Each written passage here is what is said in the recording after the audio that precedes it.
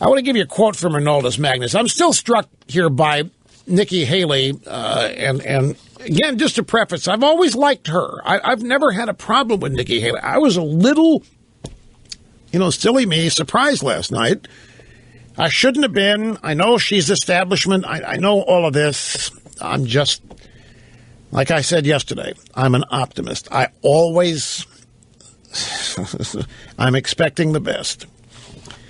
And I often get slapped upside the head many times in that position, and I did last night. Grab soundbite number one again.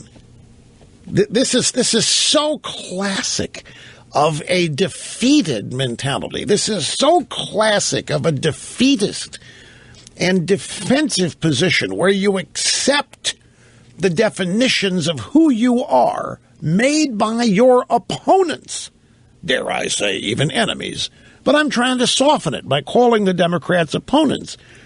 So we let them pick our nominees, we let them define who we are, and then when we acknowledge that we're doing that, somehow everybody thinks it's just great days for America because we're finally demonstrating the American people that we're not what they say, when we actually are confirming what they say.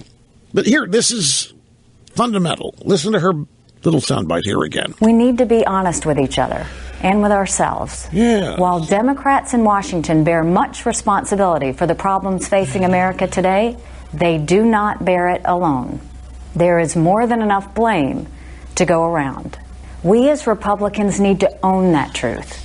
We need to recognize our contributions to the erosion of the public trust in America's leadership. We need to accept that we've played a role in how and why our government is broken. And then we need to fix it. I'm sorry for the sighing. I know that's irritating out the wazoo. But, look, I've already explained how it is that we are responsible for this, our contributions to the erosion of public trust. The Republican contribution is by not providing any political opposition. The reason people have lost faith in government is that there's nobody in government trying to stop the Democrat Party. Now, it's quite natural that Republican supporters, Republican voters are going to think that the Republican Party is part of the problem. Now, she doesn't mean it that way. What she's trying to say is, yeah, we know you think Washington's got a lot of problems, but it's not just the Democrats. We've played a role ourselves. She doesn't have the slightest idea how most people agree with her. But I want to give you a quote from Arnoldus Magnus. Because, for Republicans, the era of Reagan is over, but the era of Goldwater is forever. And it's frustrating as all get out. Now, Nikki Haley thinks that she's being a big person, that she's being magnanimous and honest, essentially saying, hey, everybody is to blame to one degree or another. There's no one party mostly responsible for bankrupting America. There's not just one party responsible for destroying the health care system in America. There's not just one party responsible for the lack of jobs. No, we have a role in this ourselves. We must admit that we have contributed to whatever it is. I want to read to you just a quick little quote here from Arnoldus Magnus's Evil Empire speech.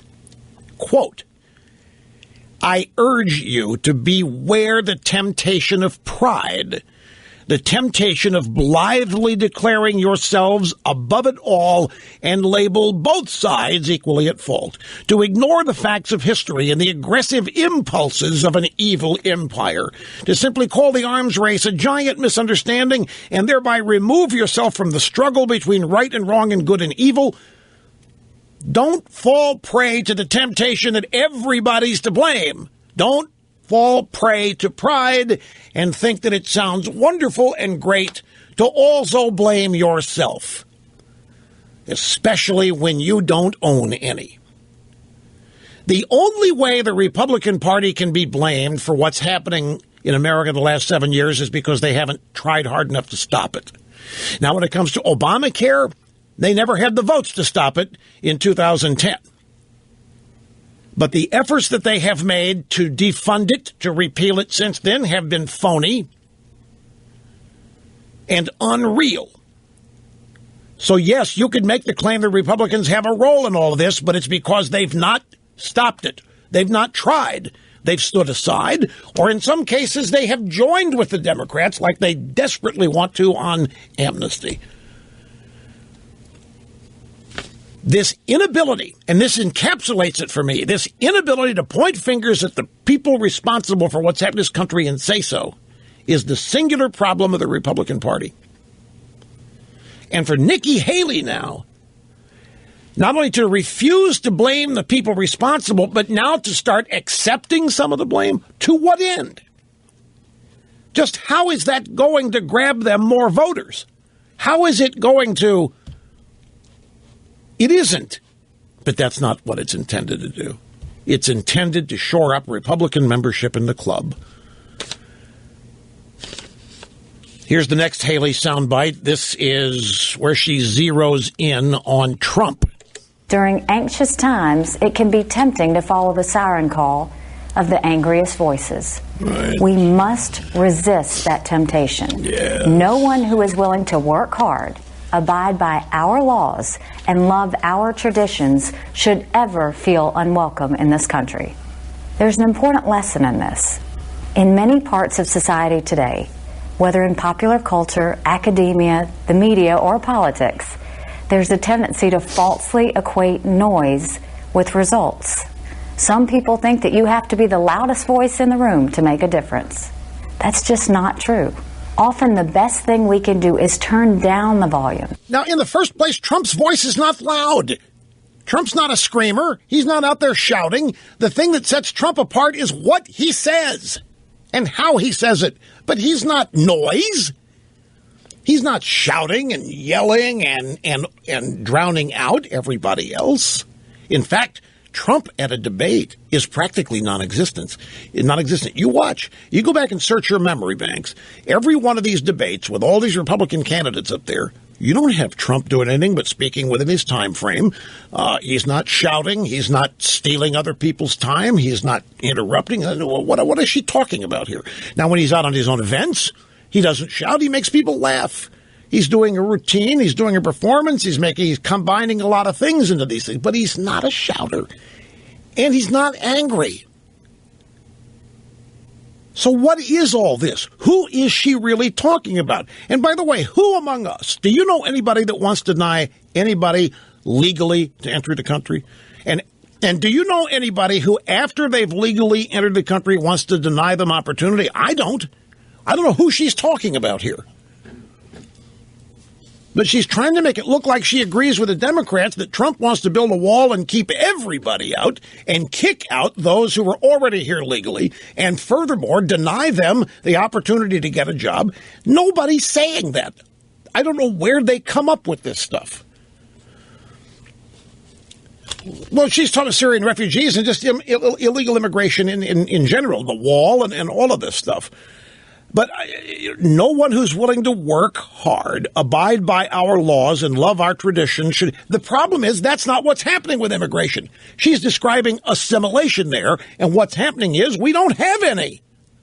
All anybody's asking for is what we've always had with immigration, and that's assimilation. These people come in here, they become Americans, they learn American culture, they become part of it, the entrepreneurial spirit, innovation, whatever it is, they have the freedom to do it, and they kick ass, and they run around and they make some of themselves, and we applaud it, we celebrate it, and we encourage it. I don't know who she's talking about here. I don't know anybody who's opposed to that. Except the Democrat Party. The Democrat Party does not want self-sufficiency. The Democrat Party does not want self-reliance. The Democrat Party is the ones who want total dependency. The Democrat Party is the one that wants the ill-educated, the uneducated, the unskilled. They're the ones who want people to come in the country who can't speak English and are not going to have to learn. They're the ones who want a permanent underclass in this country. They're the ones who, by virtue of their very policies, deny opportunity and deny growth. Democrat Party liberalism policies are the biggest obstacle to individual success going because the Democrat Party doesn't believe most people can do it. They want people bowing down to the government for everything they get in life. I don't know who she's talking about.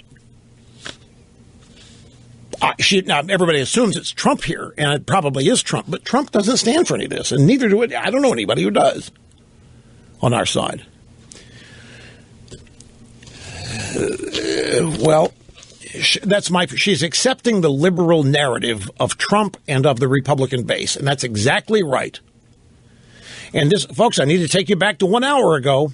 This needs to be repeated. Donald Trump, I don't care what you think of Trump. I don't care what you think of me regarding Trump. That's not the point. Listen to me here.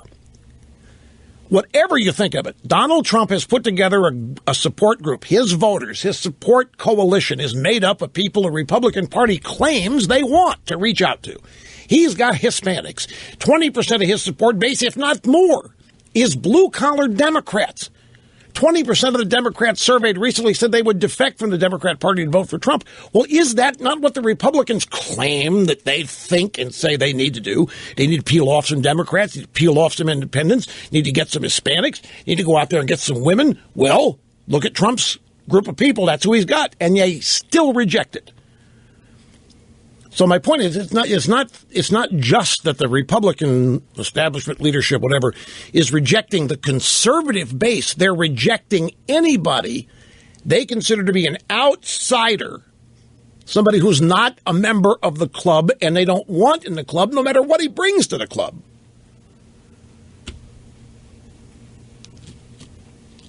These guys kind of remind me of the Cincinnati Bengals, in the sense that the last thing on their mind was winning the game.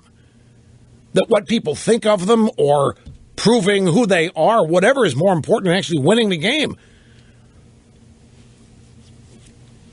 Mind-boggling to watch this. Here's Nikki Haley. This is with Matt Lauer on the Today Show today. And Matt Lauer said, look, Governor Haley, when you were talking last night in response to the president about the loudest voices, those angriest voices, in that context, you were referring to Donald Trump, right? He was one of them, yes. He was one. There's other people in the media. There's people in my state.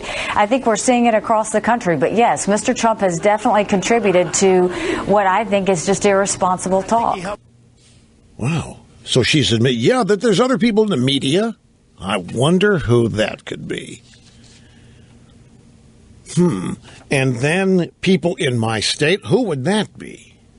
Who would be the people in her state that are behaving in ways that she doesn't approve of? We're seeing it across the country. Loud voices. Yes, Trump has contributed to what I think is irresponsible talk, but it's not just Trump, it's the media and all these other people. So she's accepting accolades from the left wing, the Democrat media today, and making it clear, hey, you can love me even more, because I wasn't just talking about Trump. I was talking about the same people in the media that you don't like either.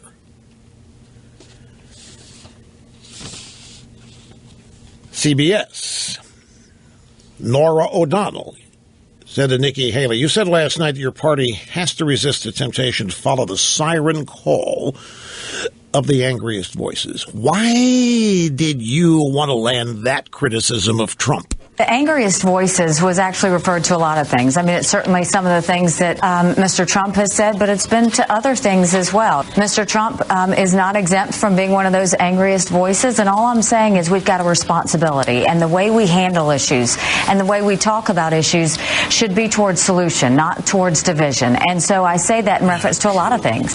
What it was calling out my party. I mean, that was very true. I called out Republicans and I called out Democrats because I think it's important. If the country's going to move forward, we all need to look in the mirror. We all need to realize that we've all had something to do with this. Because once you do that, you can regroup and build the country back up. Look, time is really, there's a bite that I've got to play. I just don't have time. It backs up to this really well. Do not forget what she just said. Take a break and come back with the next one. Sit.